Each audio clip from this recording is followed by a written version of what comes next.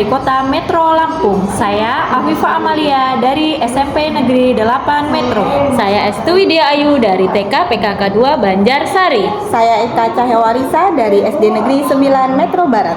Kami di sini akan melaksanakan demonstrasi kontekstual dari modul 2.3, yaitu coaching untuk supervisi akademik yang terdiri dari pengamat, coach, dan coachee. Selamat menyaksikan. Assalamualaikum warahmatullahi wabarakatuh, Bu Estu. Waalaikumsalam, Mbak Afifa. Bagaimana kabarnya?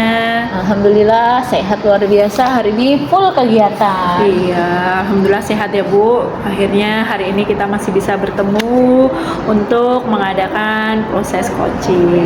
Gitu ya Bu. Sebelumnya saya di sini sebagai pengamat atau observer yang akan nantinya melihat proses coaching yang akan dilakukan Ibu sebagai coach dan nanti sebagai coachee. Ada coachee-nya ya Bu ya.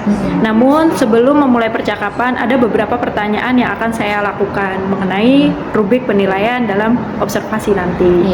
Nah, sepertinya saya rasa juga Bu Estu sudah memahami ya apa itu tentang prinsip seorang coaching yang membangun kemitraan dengan proses yang kreatif dan memaksimalkan potensi gitu ya.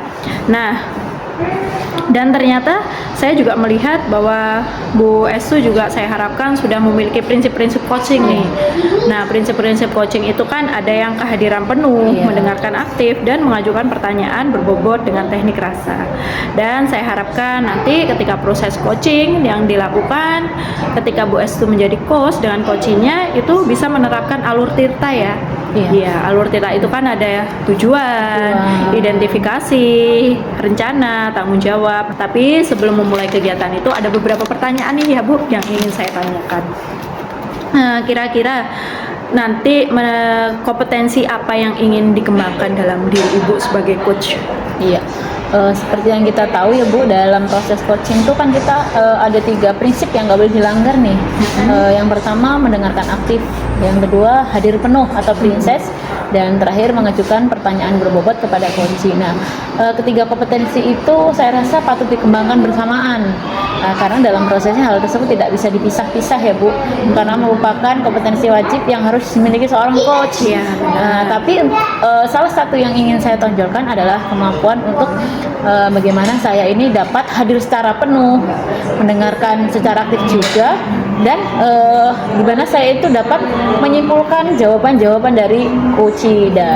Dan teknik yang saya gunakan rencananya adalah tirta seperti itu. Baik, jadi bagian kompetensi yang secara spesifik nih yang akan dikembangkan nanti kesadaran penuh itu tadi ya. Betul. Ibu akan berusaha nanti dalam proses coaching ini akan mengembangkan kompetensi salah satunya kesadaran penuh yang akan difokuskan ke situ ya Bu. Terus indikator nih, indikator ketercapaiannya dalam proses coaching nanti kira-kira apa?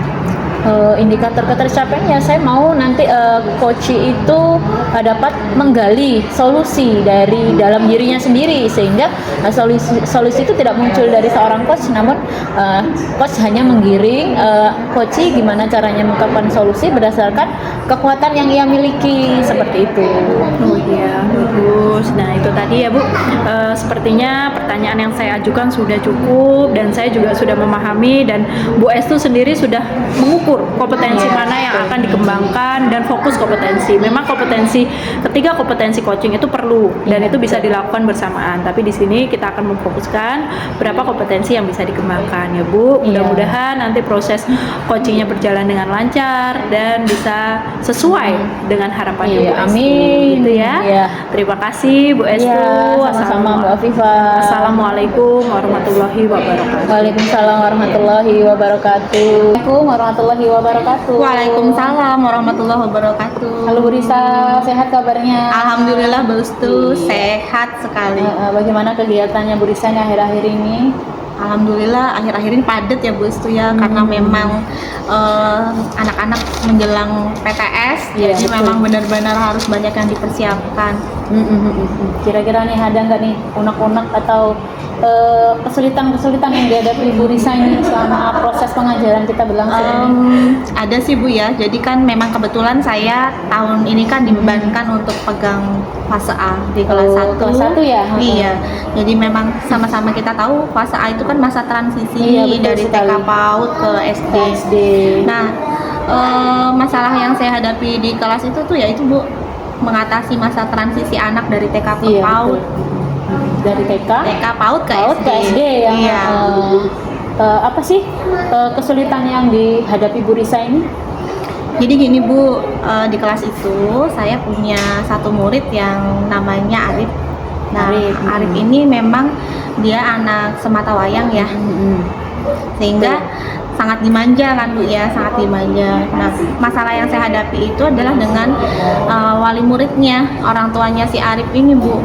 Jadi orang tua Arif ini amat sangat protektif gitu dengan anaknya. Jadi nggak bisa anaknya ini kegores sedikit aja. Jadi pernah ketika ekskul pramuka, namanya anak-anak kan mungkin main lari-larian, Iya, dorong-dorongan. Nah, si Arif ini jatuh sehingga kegores.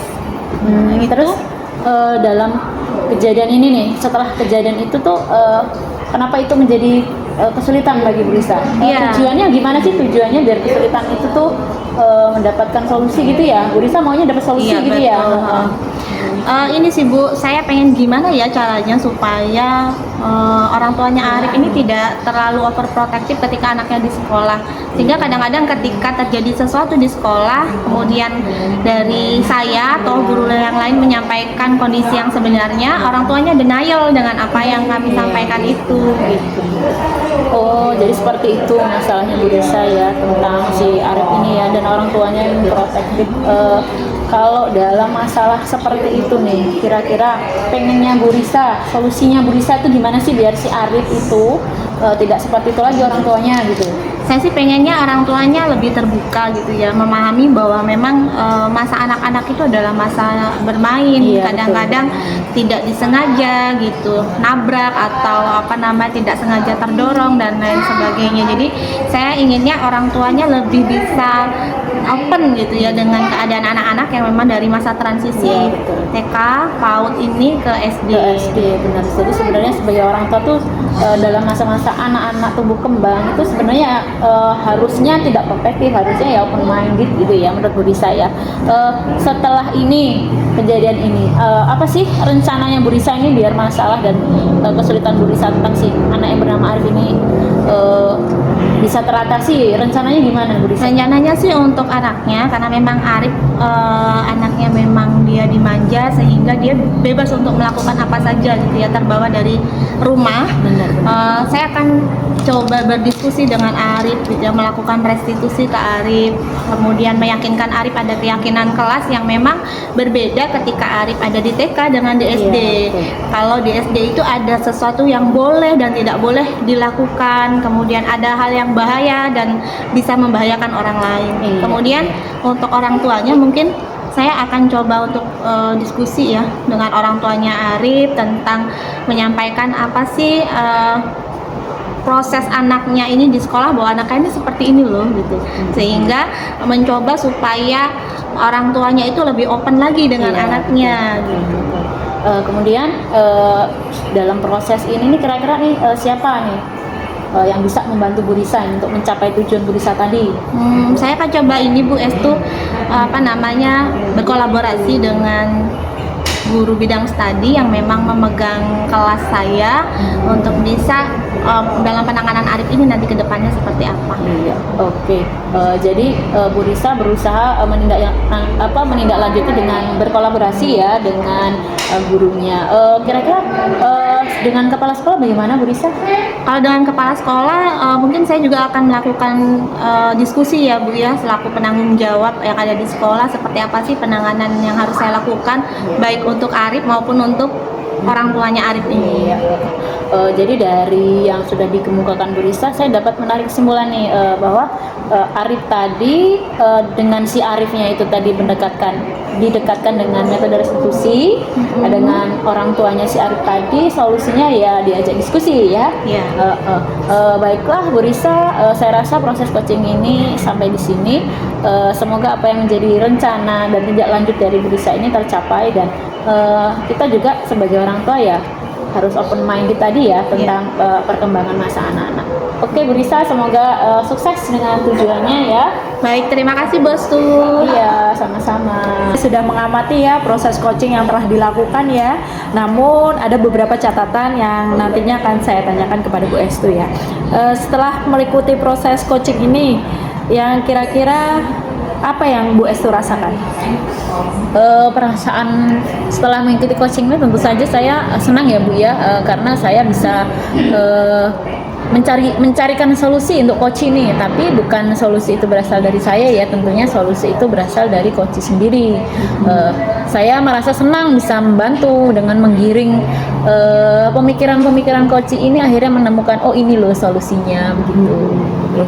Kira-kira bagian kompetensi apa yang tadi sudah Ibu sampaikan tadi tercapai tidak indikatornya ketika proses coaching? Iya, untuk indikator ketercapaian tadi kan saya di awal tuh ingin mencapai kompetensi di mana saya itu bisa hadir secara penuh ya. Kalau menurut saya dalam proses saya coaching tadi, saya berusaha semaksimal mungkin bagaimana kompetensi saya hadir secara penuh itu tadi tercapai, di mana saya benar-benar memperhatikan sekali tentang coach ini berupaya mengungkapkan solusi dari pemikirannya. Ya, benar baik.